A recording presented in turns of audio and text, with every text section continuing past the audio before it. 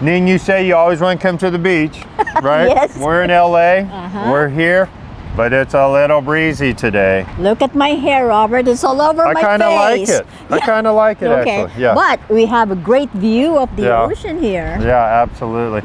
Well, Ning, you know, today we get to do something exciting, and that is to start a new episode called Making It. And Making It is about people who are entrepreneurial that have made it in business. And we get to start this new segment of ours with one of the most well-known people in the Filipino community. I'm sure most of our viewers know who this person is. Right. And because ang Keeping It Real po is all about real, yung mga totoong kwento ng success nating mga Pilipino. At ang first guest po natin ay ang kilalang si Miss O. Pakinggan po natin ang kanyang storya.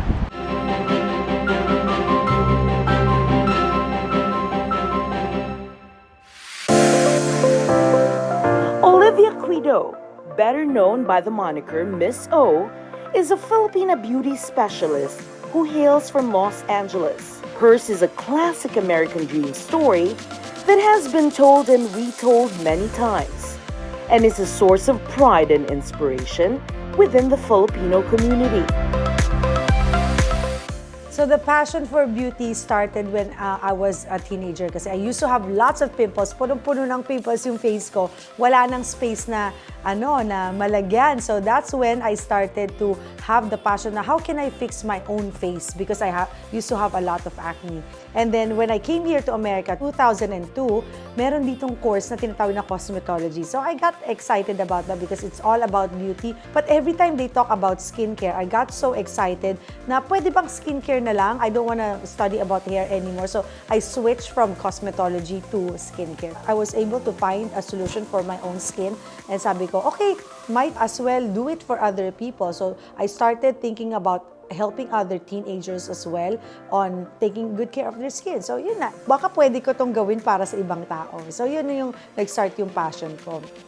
Miss O started her career in the humblest way as a licensed esthetician who offered facials inside a leased 6x8 foot space.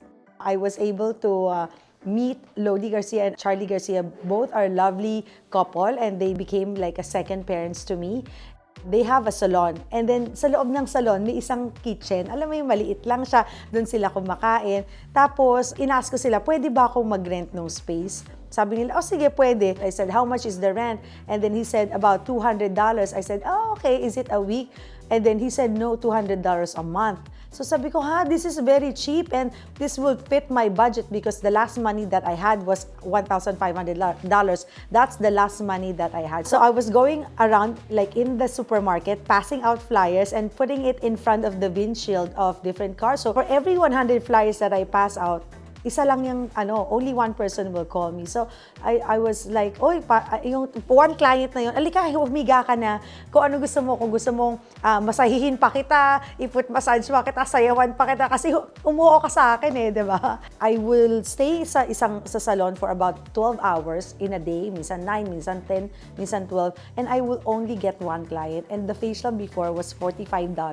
Tapos sasabihin pa nung mga clients, 35 na lang, alam mo yon. So, oo na ako kesa wala, di ba? So, ayan, if-facial ko na yung $35. So, I would make about $35 a day and I would stay at the salon for about 9 to 12 hours. But all that hard work and sacrifice and perseverance would soon pay off. One day, tumawag sa akin si Ron Bilaro. I remember. He's Chef Ron Bilaro. He said, Miss O, can I fly to California and then can I interview you?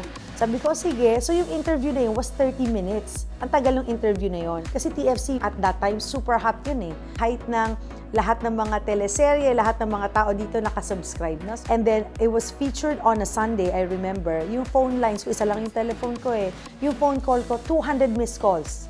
200 missed calls from different parts of the United States. Maliit lang yung pwesto namin Yung mga tao, pasok ng pasok ng pasok. On a Saturday, may bell yun Naririnig ko, ting, ting. Ganun, bukas ng bukas yung door.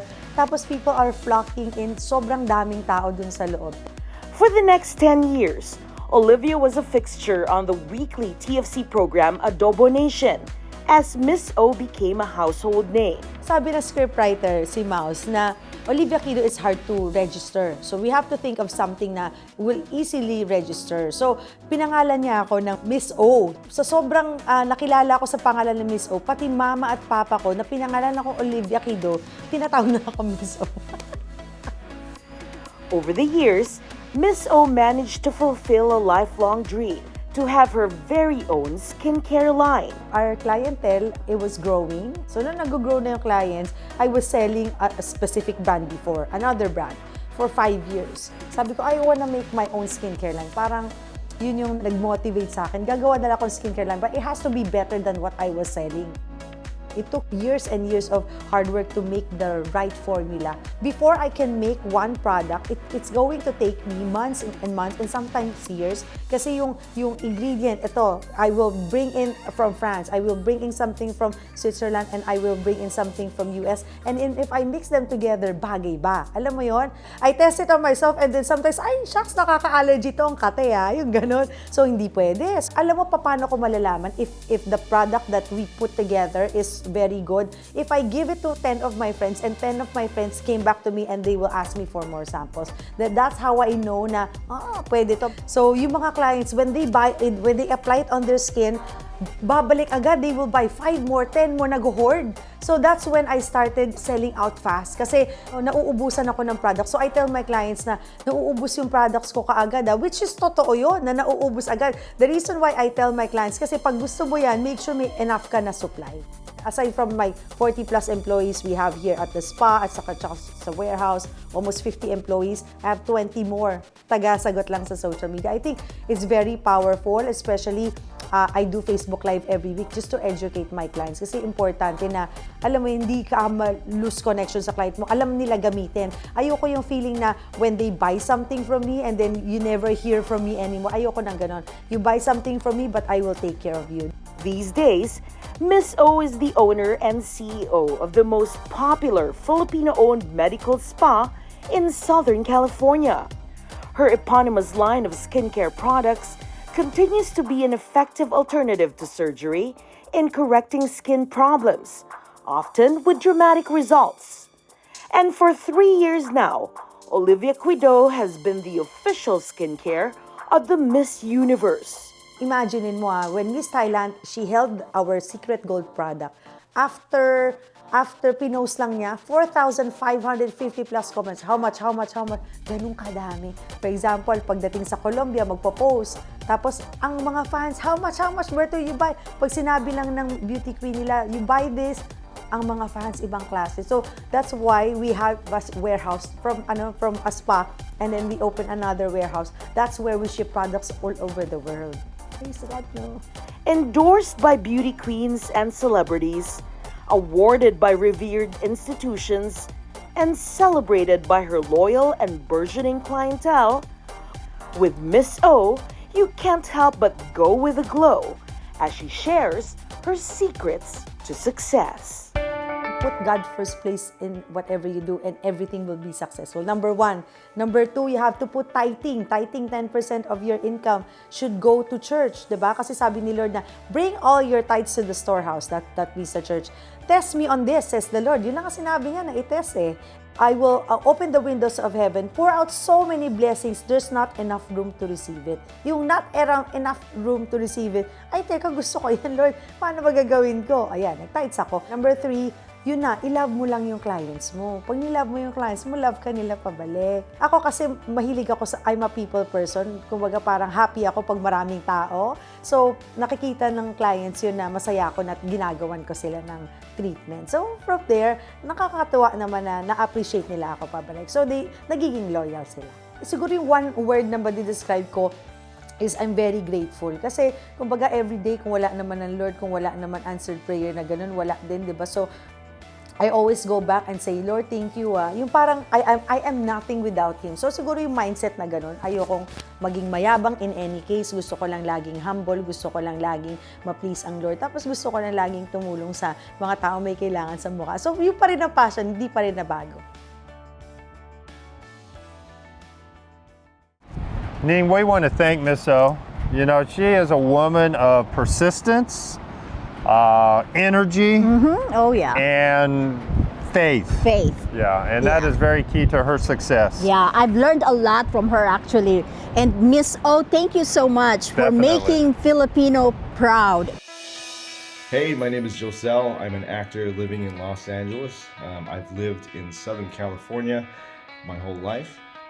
Bought my first home here in 2010 in San Diego, and I have been trying for the past 5 years to find a home here in Los Angeles. The problem is if you're in this current market, you're gonna spend around $1 million, and even when you do find something you like, you're gonna get outbid by $200,000, sometimes $300,000.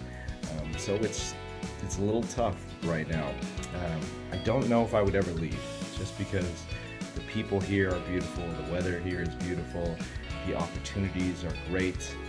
It is a fantastic place to live, but it is tough to afford.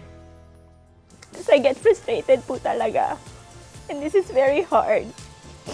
Because, you know, I'm only child and it's very hard for me to deal with this.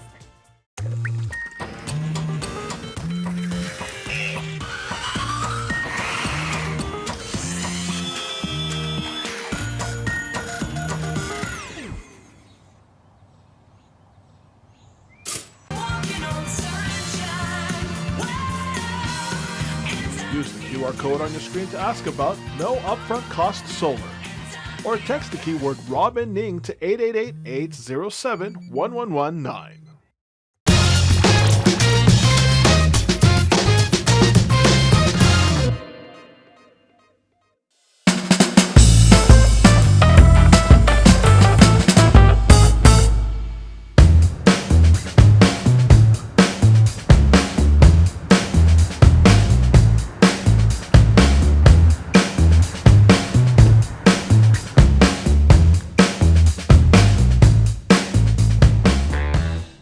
Ning, we're here in LA, beautiful day. Yeah. Love the weather down here, but we're actually in Norwalk, which is just right near LA.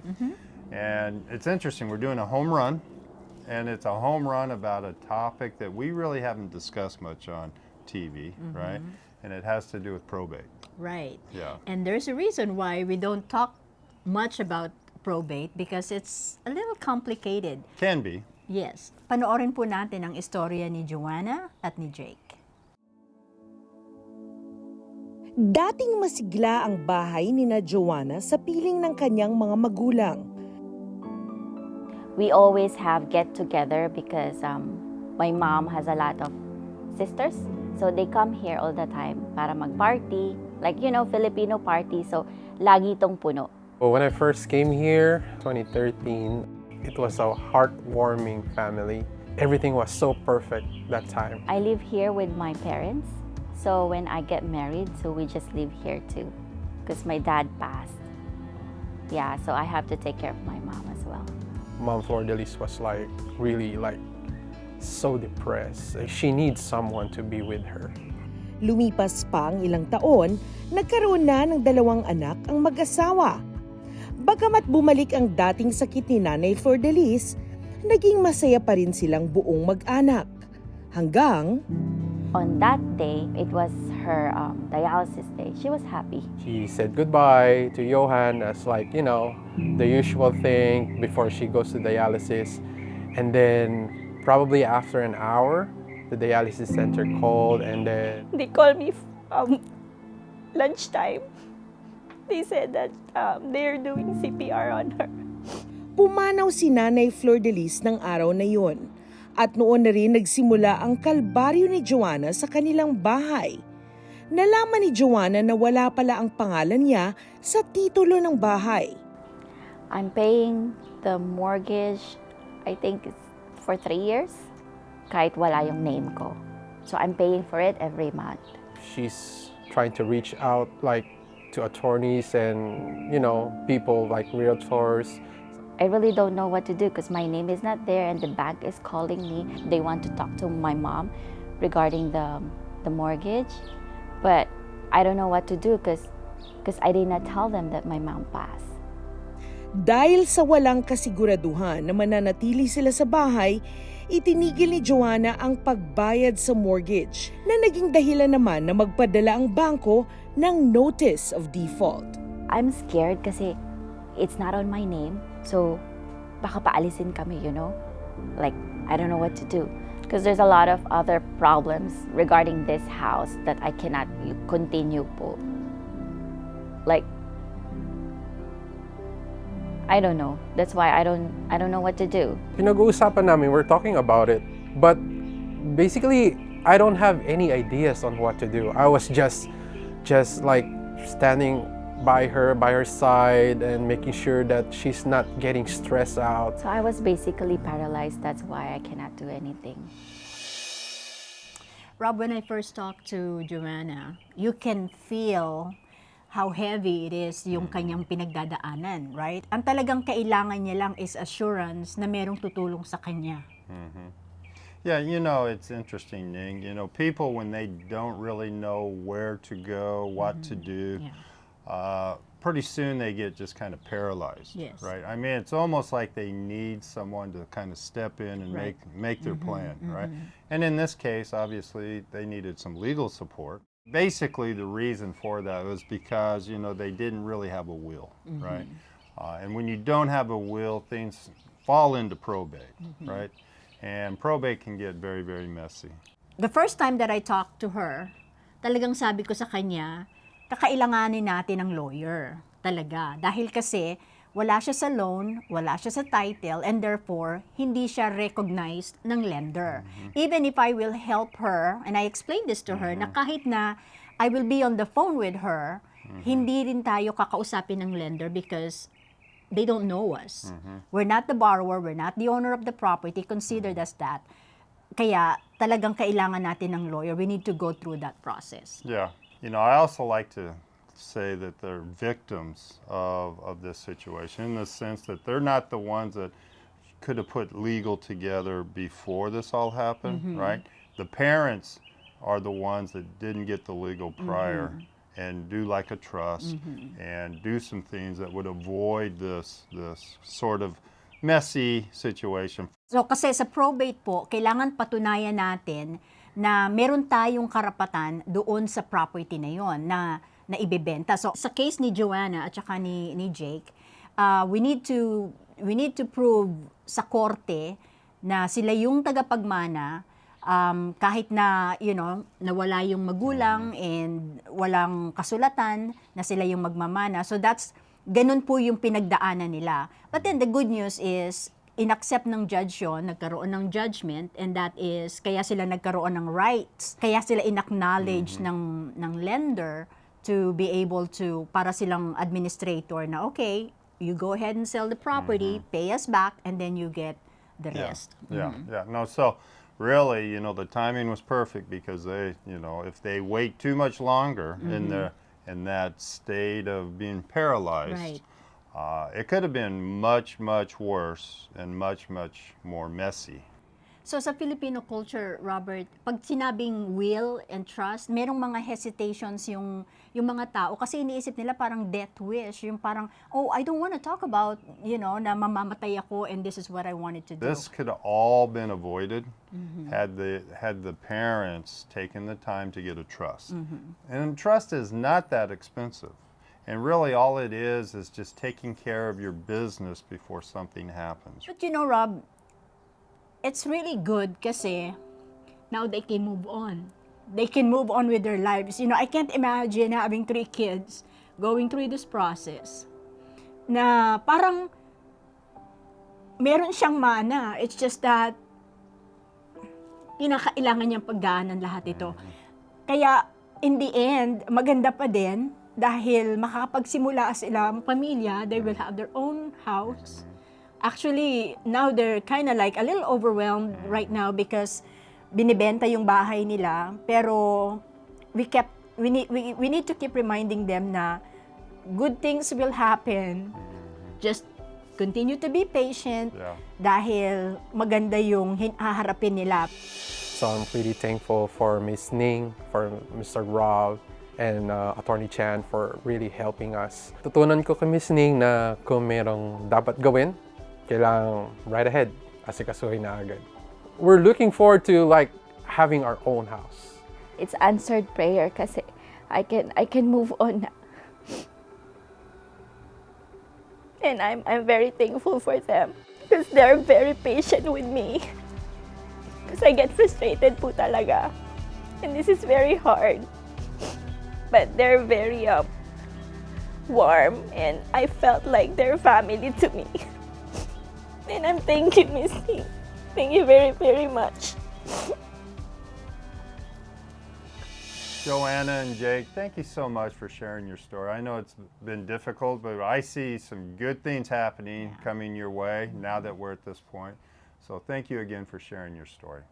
And if you have questions about estate planning or avoiding probate and getting a trust, give us a call at 888-860-9530, or you can visit us online. Or go to our website po and schedule yourself for a free consultation with either Robert or Ning, or visit our Facebook page, Get Real with Rob and Ning.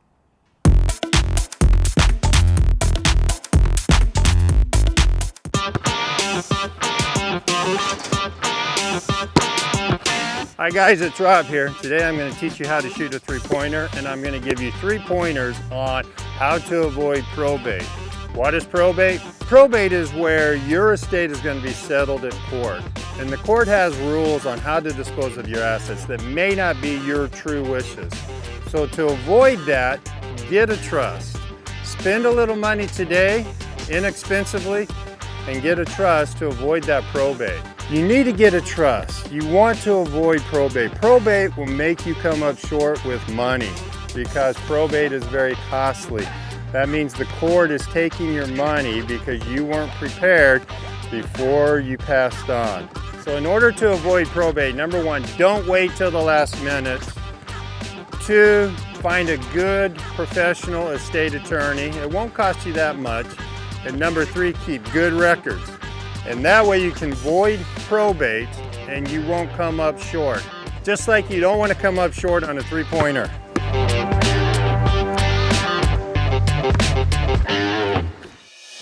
What's good, everyone? My name is Abe Ubaldo, also known as Big Abe, also known as Kuya to a lot of people. What would it take for me to move out of here? Win the lottery, to be honest with you. I love California, I love SoCal. Would I ever get my own spot? Prices are too crazy right now. I've seen people live in one-story houses that are worth over $1 million just because of the neighborhood they're in. So, I like where I am. SoCal forever. Well, Ning, I like grilled pig's ear as much as the next guy, but I really have to draw the line at balut.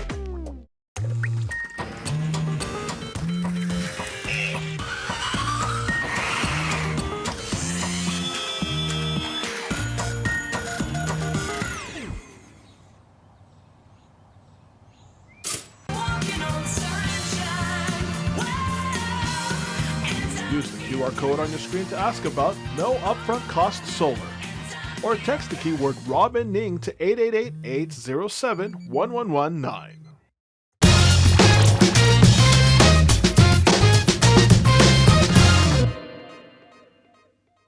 Hello everybody, my name is Jay, and I live in Southern California with my wife Belle. We just purchased our first home back in November of last year, and boy, the whole process was pretty incredible. It's true, the market is very competitive at the moment, but we were able to land one. We definitely went through our ups and downs of trying to find a home, putting in our bids, getting outbid for sure, but with a good realtor and some good preparation, we were able to land a home. If I can give any advice to anybody purchasing a home, definitely do your homework. Get a good realtor and be honest with your finances. You know, the first home may not be the forever home. It may just be stepping stones to that dream home that you envision for the rest of your life.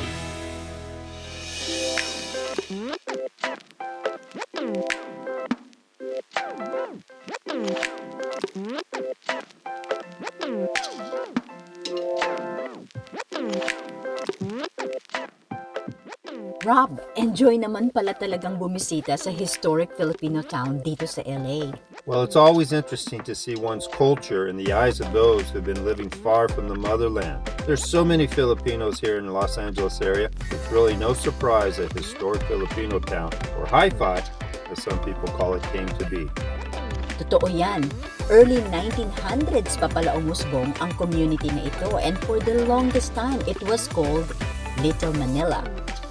Yeah, and after decades of lobbying, the city finally recognized it and designated it as historic cultural neighborhood in 2002.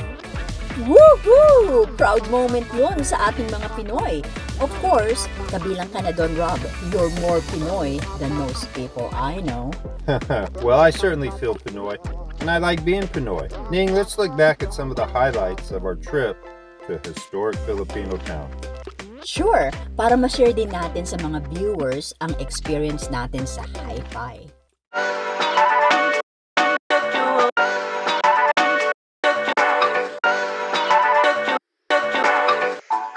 Unidad Park and that massive 100-foot mural was really something, wasn't it? Ang title pala ng mural na yun, Rob, ay Gintong Kasaysayan, Gintong Pamana. Sa English, it's Filipino Americans, a glorious history, a golden legacy. And it was painted by Eliseo Art Silva. I guess he really needed a 150-foot canvas to depict 4,000 years of Philippine history. That's truly amazing. At para sa mga mahilig sa history katulad mo, Rob, there's the Filipino World War II Veterans Memorial sa may Lake Street Park. 5 slabs of polished granite with giant letters that spell out Valor. That perfectly describes and honors the thousands of Filipino and Filipino Americans who fought during the Second World War. Great memorial, Ning. I agree. Tapos napansin mo, Rob, makulay ang Hi-Fi dahil sa dami ng mga mural at artwork na nagkalat sa buong area. Di lang sa mga pader ang art. Kahit maliliit na sulok, ginagawang canvas ng mga artists. And of course, there's the famous Hi-Fi jeepney. Itself is a moving canvas of art. Sayang nga lang hindi tayo nakaangka sa Hi-Fi jeepney, Rob.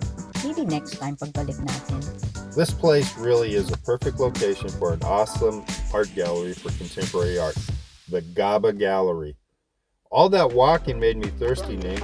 Good thing right across from the GABA Gallery is an interesting cafe where brewing a cup of coffee is almost like an art form. Pati mga tindahan at restaurant dito puno ng kulay, Rob. It's just an explosion of color, isn't it? Remember Hi-Fi Kitchen and all the cool art that surrounds you once you step inside? Speaking of kitchen, Rob, what did you think of dollar hits at Temple? Well, you know, Ning, when you told me that you were going to put me to the test, I hardly expected the kind of food that you ordered at Dollar Hits. That was extremely exotic. Exotic? Sa Pilipinas, kinakain lang namin araw-araw yan sa kalye. Yan ang mga famous street food ng mga Pinoy. Remind me again what we had? Well, there was kwek-kwek, paa ng manok, Betamax. Naglalaway tuloy ako. Oh, Ning, I like grilled pig's ear as much as the next guy, but I really have to draw the line at balut. Well, I don't really blame you. You gotta have some you-know-what to be able to eat an entire balut. What a way to end a trip to historic Filipino town. I'm sure we'll be back again someday soon. Sure, but next time, I'll stick to kwek-kwek. What a great trip here in LA as usual, Robert. So many stories and very inspirational. I always love coming to LA. I mean, there's so many things to do. We've had a great time. Yes. And like you said, great stories. And so if you have any questions from us, give us a call at 888-860-9530, or you can visit us online. Or go to our website po and schedule yourself for a free consultation with either Robert or Ning, and visit our Facebook page, Get Real with Rob and Ning. So I'm wondering, where are we going to be next? Maybe in the beach? Maybe. Okay. Or somewhere else. Wait a minute. I think I'm hearing Ka-ching, ka-ching! Okay, one of her favorite spots. Anyway, we may see you then from Las Vegas. Until then, goodbye. Bye!